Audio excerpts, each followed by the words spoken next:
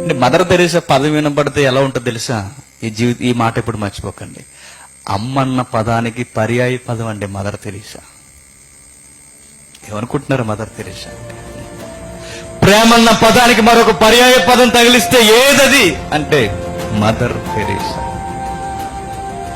Heartful గా మాట్లాడచ్చు అందరూ, ఏ మొగమాటం లేదు. ఒక వ్యక్తిని పొగడాలంటే భయం వేస్తుంది, ఈడు మంచిడా కాదని. కానీ ఈవెన్ చూస్తే మంచికి రూపం అండి తల్లి. ఎంతో మందికి మతభేదం లేదు, రాజకీయ భేదం లేదు, అందరికి ఇష్టమైన వ్యక్తి. ఏముంది ఆమెలో? మతం లేదు, లవ్, ప్రేమ. ప్రేమతో జయించింది, ప్రేమతో పట్టుకుంది. రోగుల దగ్గరికి వెళ్ళేటప్పుడు రోగుల్ని ఎలా చూసే తెలుసా?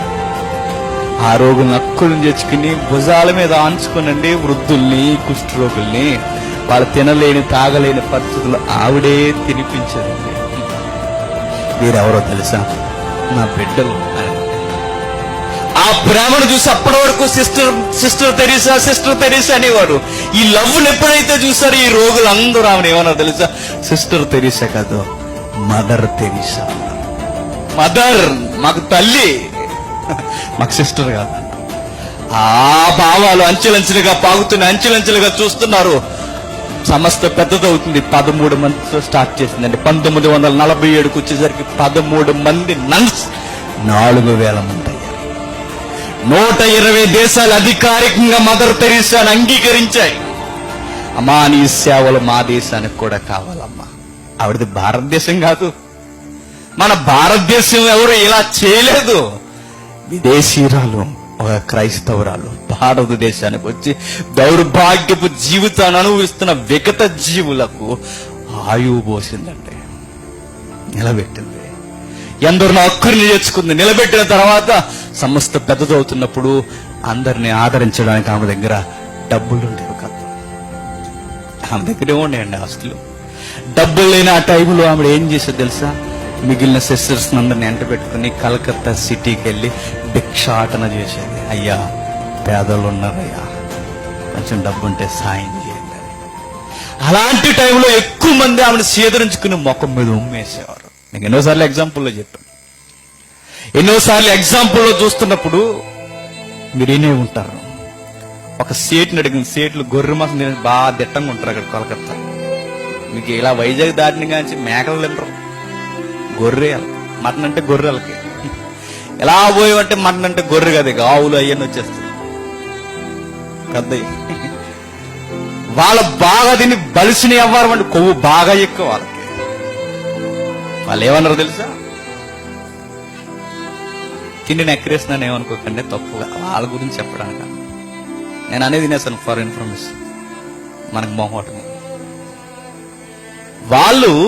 వాళ్ళు ఏం చేశారంటే ఒకరోజు వెళ్ళి అడిగితే ఇలా పెడుతుంటే, పేదలు ఉన్నారయ్యా, వాళ్ళని ఆదరించాలి, దానం చేయండి అని అడిగితే వాడి కారులోనే కూర్చుని, ఈ ఎగ్జాంపుల్ ఎవరు చెప్పారు అనుకున్నారు? నాకు పోలీస్ ట్రైనింగ్ లో ఎస్పీ చెప్పాడు. మమ్మల్ని అందరిని కూర్చోబెట్టి, ఆ రోజు అరే పోలీస్ జాబ్ అంటే ఏంటో తెలుసా? మనం రక్షకులు, వాళ్ళని ప్రేమించాలి, వాళ్ళని కష్టపట్టకూడదని ఈ ఎగ్జాంపుల్ చెప్తున్నాడు. కూర్చోబెట్టి ఆయన ఎగ్జాంపుల్ చెప్తున్నప్పుడు ఇదే చెప్పాడు. ఆ training centre Machilipatnam, Krishna district. అక్కడ ఇదే ఎగ్జాంపుల్. నాకు ఫస్ట్ టైం మదర్ తెరీసా కొరకు విన్న వెంటనే ఆశ్చర్యపోయిన ఎగ్జాంపుల్ అదే. ఇలా చేతులు పెడుతుంటే ఒకడు అడుగుతుంటే సీట్ని దానం చేయండి అని అడిగితే, ఇలా రా అన్నాడు దగ్గరికి వచ్చిన తర్వాత కాండ్రగించి చేతులు వేసాడు. ఆవిడ తల్లి ఇలా పైనుండి కిందకు చూసి ప్రేమతోనే అసహించుకోలేదు. ఇది నాకు, మరి అనాథ పిల్లలకి అని అడిగింది. ఫిదా అయిపోయాడండి వాడు. ఇది నాకయ్యా, మరి అనాథ పిల్లలకి అని అడిగింది. వెంటనే కారు తిరిగి మోకాళ్ళేసి, క్షమించమ్మా, నీలాంటి వాడినా నేను బాధ పెట్టింది. వెంటనే రాసిచ్చేశాడు. అక్కడే కట్టింది నిర్మల్ హృదయ్. స్టిల్ ఇప్పటికీ ఉంది. రాసిచ్చేసాడు సైటు. ఆ సైట్ లో ఒక దేవాలయం ఉండేది. ఆ దేవాలయమే నిర్మల్ హృదయింది. ఏమైంది? ప్రేమతో ఇలాంటి విరుద్ధ భావం కలిగిన వారిని ప్రేమించండి, నిలబెట్టుకోండి.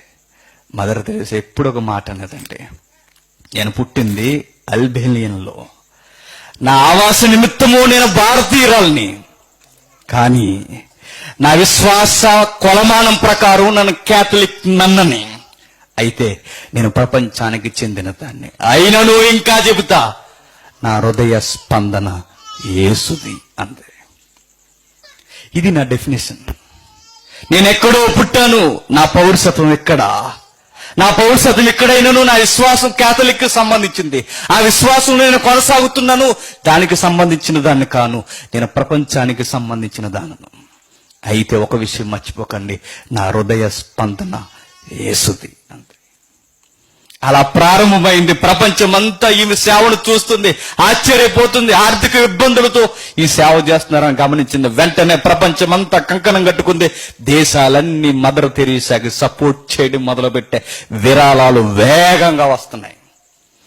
₹1 కూడా వమ్ము చేయలేదండి, పేదలకు అలా ఖర్చు పెట్టేసింది.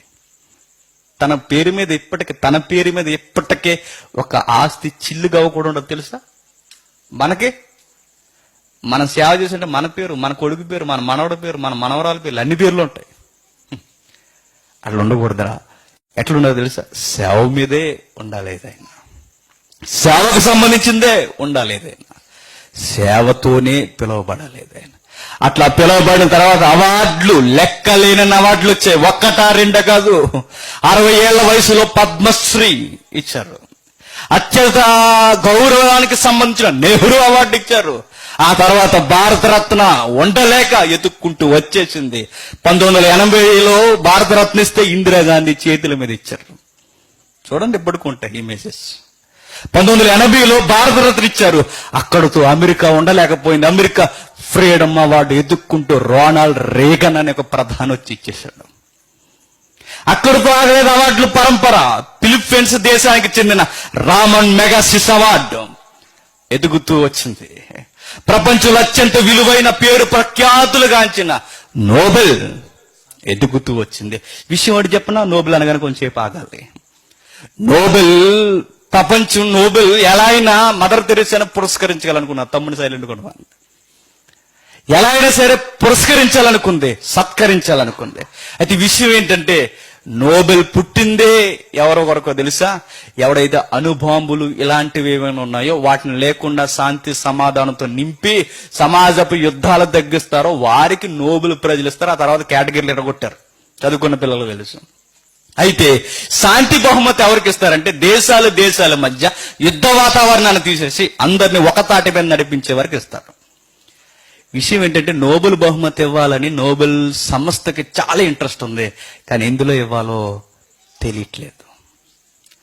అలా టైంలో ఎలా ఇవ్వాలో అర్థం కాక లేని పాయింట్ని ఒకటి చేర్చి మదర్ తెరీసాను